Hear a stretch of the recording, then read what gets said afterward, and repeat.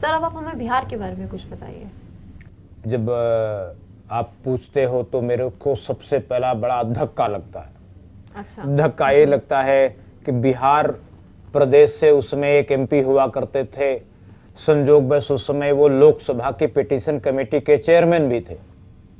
उन्होंने कहा कि मैं इस मामले को होने नहीं दूंगा, वोटरशिप को लागू नहीं होने दूंगा, और जब तक मैं पिटीशन कमेटी के चेयरमैन की कुर्सी पे बैठा हूं तब तक वोटरशिप की कोई बात आगे नहीं बढ़ेगी। ऐसा क्यों सर? वो एब्सर्ड मानते थे। मैंने कहा कि भाई आप मेरे से मिल लो, बात कर लो, आप मेरे को समझा दो।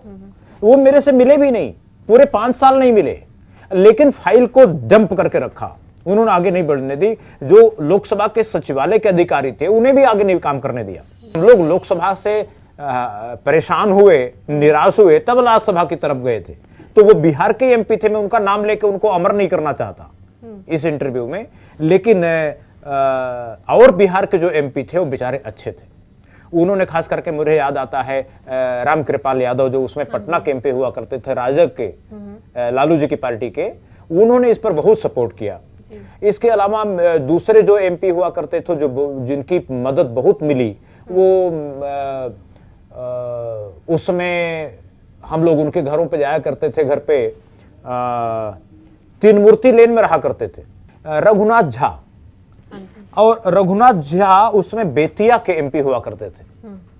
वो भी लालू जी की पार्टी से थे, राष्ट्रीय जनता दल से। उन्होंने इस पर बहुत रुचि ली और बहुत बार मीटिंगों में आए और समर्थन किया, बहुत बात की, लेकिन कहीं लालू जी का पूरा समर्थन नहीं था और इसलिए वो संकोच करते रहे। अब बात, हालांकि उन्होंने नोटिस दिया पार्लियामेंट में। गणेश प्रसाद सिंह जी थे बिहार के, वो उसमें जहानाबाद के एमपी थे, उन्होंने समर्थन किया था और राजद से ही थे। देवेंद्र प्रसाद यादव बहुत जाने माने बड़े विद्वान एमपी हुआ करते थे, बहुत जबरदस्त वक्ता, तो उन्होंने भी काफी चर्चा विचार विमर्श के बाद इसका सपोर्ट किया था। और सीताराम यादव थे, सीतामढ़ी के एमपी, उन्होंने भी इस बारे में नोटिस दिया था जब उनकी पार्टी में कई एमपी नोटिस दे चुके तब। अच्छा। लेकिन दुर्भाग्य रहा कि उसमें लालू जी की पार्टी सबसे बड़ी पार्टी थी बिहार से, और लालू जी व्यक्तिगत कुछ थोड़ा सा मेरा लगा डिसअपॉइंटेड थे। अच्छा। हाँ, कुछ वोटरों को पैसा मिले, ये लालू जी को हजम नहीं होता था। और बाद में संसद की कई कमेटी मीटिंगों में भी वो बात कहीं कहीं मेरे को लगा कि वो थोड़ा थोड़ा उनको दिक्कत होती थी, हालांकि मेरे से व्यक्तिगत कभी उन्होंने बात नहीं किया। ये बिहार की स्थिति रही। तो सर अब मध्य प्रदेश पर रोशनी डालिए। हाँ, मध्य प्रदेश की जब आप पूछते हो बात, तो मध्य प्रदेश में चंद्र प्रताप सिंह सीधी से थे, उन्होंने इसका समर्थन किया, नोटिस दिया। और गणेश सिंह जी उसमें सतना के एमपी थे बीजेपी से, इन्होंने सपोर्ट किया। और चंद्रमणि त्रिपाठी उसमें रीवा के एमपी हुआ करते थे, उन्होंने सपोर्ट किया, नोटिस दिया। और अशोक अर्गल उसमें हुए थे मुरैना के, उन्होंने ये सभी बीजेपी के थे, बीजेपी का वहां राज था उस समय।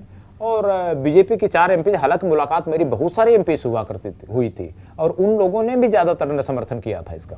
अच्छा जी। सर मणिपुर के बारे में आपका क्या कहना है? मणिपुर के देखिए, मणिपुर के 2 सीट होती है। हाँ जी। एक इंटरनल मणिपुर है, एक आउटर मणिपुर है। तो आउटर मणिपुर में एक निर्दलीय एमपी हुआ करते थे, उनका नाम था मणि चिरन्नामाई। अच्छा। तो मणि चिरन्नामाई जी को इंग्लिश नहीं हिंदी नहीं आती थी, तो उसे अंग्रेजी में बात करना पड़ता था। तो उन्होंने भी इस पूरे मामले को समझा, बहुत अप्रिशिएट किया, उन्होंने नोटिस दिया और ये भी कहा कि मैं इस मिशन में आगे भी जुड़ा रहूंगा। अच्छा। तो सर अब आप बताइए महाराष्ट्र के बारे में। देखिए, महाराष्ट्र में जब आप बात करते हो तो महाराष्ट्र में मेरे को सबसे पहले नाम आता है सुभाष देशमुख का। सुभाष देशमुख जी उस समय सोलापुर के एमपी हुआ करते थे और उन्होंने उस समय जो बाद में होम मिनिस्टर बने भारत सरकार के, खास करके डॉक्टर मनमोहन सिंह की सरकार में, सुशील कुमार शिंदे जी, भारत सरकार के जो बाद में होम मिनिस्टर बने, उनको हराया था इलेक्शन में सोलापुर से देशमुख जी।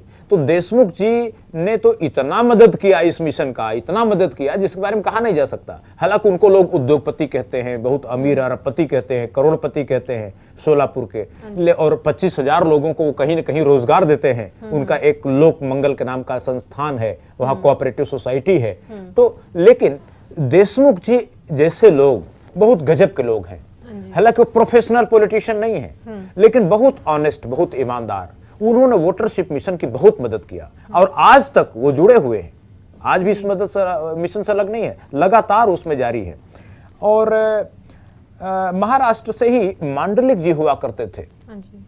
ये कोल्हापुर के एमपी थे। उनका नाम था पूरा SD मांडलिक। वो एनसीपी से थे, ये शरद पवार जी वाली पार्टी से। जी। अन्ना साहिब पाटिल थे एरंडौल से, भारतीय जनता पार्टी से, इन्होंने समर्थन किया। और अकोला से एमपी हुआ करते थे संजय धोत्रे।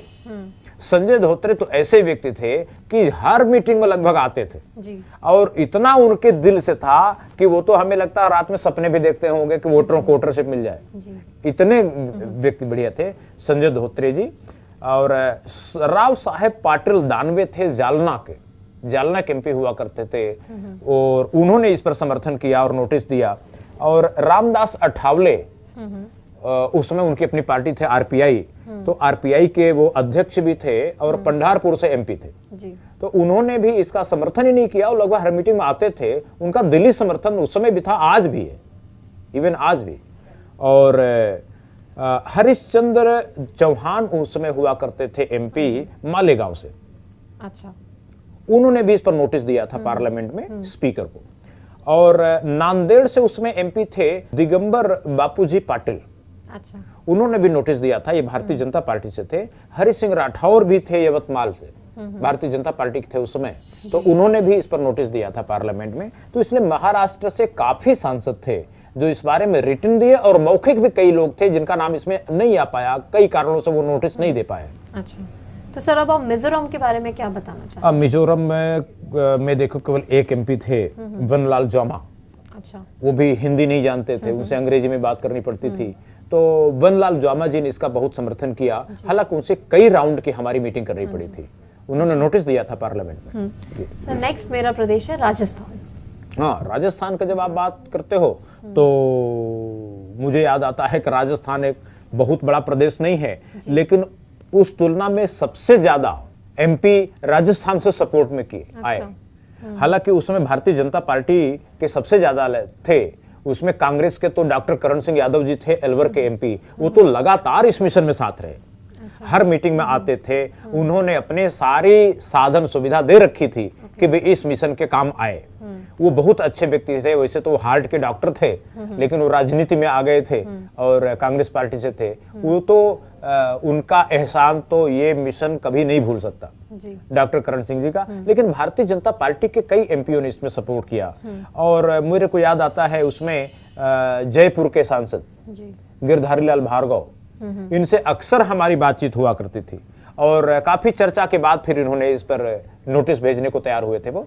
और राम सिंह कसवा थे चुरू के एमपी, चुरू राजस्थान में है, उनके एमपी थे। और एक धन सिंह रावत थे बांसवाड़ा से, भारतीय जनता पार्टी से थे, उन्होंने इसका सपोर्ट किया। सुशीला बंगारू लक्ष्मण हुआ करती थी, सुशीला बंगारू लक्ष्मण जी की पत्नी हुआ करती थी, वो थी जालोर से एमपी, उन्होंने इसका सपोर्ट किया था। रासा सिंह रावत थे अजमेर से, उन्होंने भी इसका सपोर्ट किया था, उन्होंने नोटिस दी। हालांकि वो बड़े साहित्यिक व्यक्ति थे, उनसे बहुत चर्चा करते थे, लंबी लंबी चर्चाएं मेरे से किया करते थे उस समय, तो उन्होंने भी इसका सपोर्ट किया।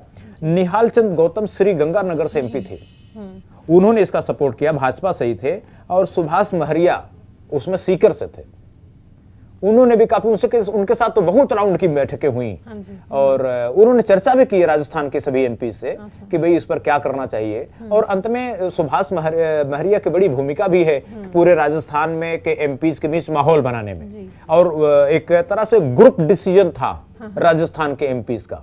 और अंत में उन्होंने सपोर्ट, एक श्री चंद्र के प्रलानी थे चित्तौड़गढ़ से, उन्होंने भी इसका सपोर्ट किया था और लोग दिया था। जसवंत सिंह बिश्नोई भी जोधपुर से एमपी थे, उन्होंने भी पार्लियामेंट में स्पीकर को वोटरशिप की याचिका पेश करने के बारे में नोटिस दिया था। ये 21 मार्च 2006 को। बहुत अच्छी बात है। नेक्स्ट है हिमाचल प्रदेश। हिमाचल प्रदेश का जब आप नाम लेते हो तो मेरे को एक ही नाम आता है, सुरेश चंदेल का जी। ओके। जो बाद में उनके साथ बड़ी दुर्घटना घटी। और सुरेश चंदेल जो भारतीय जनता पार्टी से एमपी थे, उन्होंने इस पर काफी अध्ययन करने के बाद, बहुत गंभीर व्यक्ति थे वो, और उन्होंने इस प्रकरण का समर्थन किया था और स्पीकर को नोटिस दिया था। मेरे को याद आता है कि 25 जुलाई 2005 को जी ये नोटिस दी थी। जी सर, अब आप हमें हरियाणा के बारे में बताइए। हरियाणा में जयप्रकाश जी थे कांग्रेस के एमपी, उस समय हिसार से, मेरे को याद आता है। उन्होंने इसका सपोर्ट किया था और गहरे से सपोर्ट किया था। तो मैं समझ पाया कि जयप्रकाश जी का लगाव वाकई आम आदमी से था, गरीब आदमी से था। जी। और हमें हरियाणा से और कोई नाम तो मेरे को याद नहीं आता। शायद हालांकि मुलाकात कई एमपी से हुई थी, लेकिन शायद रिटन नोटिस नहीं हो पाई थी। अच्छा जी सर, लास्ट ये है सिक्किम। हाँ, सिक्किम के जब आप नाम लेते हो तो सिक्किम के एनडी राय, नकुलदास राय। नकुलदास राय तो समर्थन ही नहीं किए, वो नॉर्थ एवेन्यू में रहा करते थे। एक तरह से उनका घर इस आंदोलन का ऑफिस था। अरे ये तो बहुत अच्छी बात है। हाँ, नॉर्थ एवेन्यू का मैं नंबर तो भूल गया हूँ, लेकिन उस नॉर्थ एवेन्यू को घर में रहा करते थे। और हम लोग सपोर्ट ही नहीं, वो इसमें भागीदार थे। जी। और जब ये बात हुई कि भाई दिल्ली में सांसदों का एक यूनियन बनना चाहिए और उस यूनियन का कन्वीनर किसको बनाया जाए, तो ये हुआ कि भाई किसी छोटी पार्टी का एमपी को कन्वीनर बनाया जाए, क्योंकि बीजेपी का कन्वीनर बनेगा तो कांग्रेस वाले समर्थन नहीं करेंगे, और कांग्रेस का बनेगा तो बीजेपी वाले नहीं करेंगे। अब इस मिशन में, इस आंदोलन में सभी पार्टियों के एमपी थे। तो एक जरूरत थी कि ऐसे कन्वीनर ढूंढा जाए जो न्यूट्रल हो। तो सिक्किम की पार्टी थी सिक्किम डेमोक्रेटिक फ्रंट, तो उसके एमपी थे नकुलदास राय, उन्हीं को कन्वीनर बनाया गया।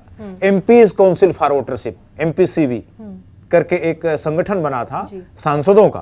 तो वो सांसदों के संगठन के कन्वीनर थे, और वोटरशिप की याचिका पर तो नोटिस दिया ही स्पीकर को। ये तो बात थी। सर, आज आपने हमें बहुत प्रदेशों के बारे में जानकारी दी। बस एक लास्ट सवाल है कि आप झारखंड के बारे में बताइए। झारखंड में मेरे को याद आता, शिबू सोरेन जी झारखंड मुक्ति मोर्चा के प्रेसिडेंट थे, और उस समय वो लोकसभा में थे। शिबू सोरेन जी खुद वोटरशिप का सपोर्ट किए थे, और उन्होंने लोकसभा में नोटिस दी थी। उनसे भी बात हुई थी। उनके बेटे जो हेमंत सोरेन थे, बाद में वो झारखंड के मुख्यमंत्री बने, उनसे भी बात हुई थी। हेमंत सोरेन जी भी इसके समर्थन में थे, और उनकी पार्टी के जो और भी 2 एमपी थे, मेरे को याद आता है ये टेकलाल महतो ने भी इसका समर्थन किया था। और हेमलाल मुर्मू तो बड़े पढ़े लिखे, बड़े समझदार एमपी थे। अच्छा। हेमलाल मुर्मू ने भी इसका समर्थन किया था, वो राजमहल से एमपी थे। और ये जो टेकलाल महतो थे वो गिरिडीह से थे। इन्होंने इसका सपोर्ट किया था और पार्लियामेंट में स्पीकर को नोटिस दिया था। फुरकान अंसारी उस समय कांग्रेस के थे। फुरकान अंसारी ने भी इस पर नोटिस दिया था, समर्थन किया था। उसमें गोड्डा के एमपी हुआ करते थे। बागुन संबुरई एक बुजुर्ग से सांसद होते थे कांग्रेस के, वो तो इस वोटरशिप के बड़े फैन थे, बहुत फैन थे। और सुनील कुमार महतो, जिनकी बाद में हत्या हो गई, सुनील कुमार महतो जमशेदपुर से एमपी थे, और झामू में सही थे, झारखंड मुक्ति मोर्चा से थे। उन्होंने भी इसका काफी समर्थन किया था, वोटरशिप का नोटिस दिया था। चंद्रशेखर दुबे कांग्रेस के एमपी थे धनबाद से, उन्होंने भी इसका सपोर्ट किया था 14वीं लोकसभा में। और सुशीला करकेटा खूंटे से एमपी थी, ये हमें लगता है वो कांग्रेस से थी, भारतीय राष्ट्रीय कांग्रेस से, उन्होंने भी इसका सपोर्ट किया था। तो इस प्रकार से झारखंड का अच्छा समर्थन मिला था एमपी का। सर, मैं आपका बहुत बहुत धन्यवाद करना चाहती हूँ कि आपने मेरे इतने सारे सवालों का जवाब दिया। ये वो सवाल है जिन्हें मैं बहुत दिनों से काफ़ी मेहनत से इकट्ठा कर रही थी। आज जाकर संतुष्टि मिली है कि ये वोटरशिप क्या है, और आज जाकर ये समझ आया कि संसद में इतनी बड़ी घटना वोटरशिप को लेकर क्यों घटी थी। ये वो चीज़ है जो लोगों को पता ही नहीं था, लेकिन आज आपने हमें जानकारी दी है। बहुत बहुत धन्यवाद। नमस्कार।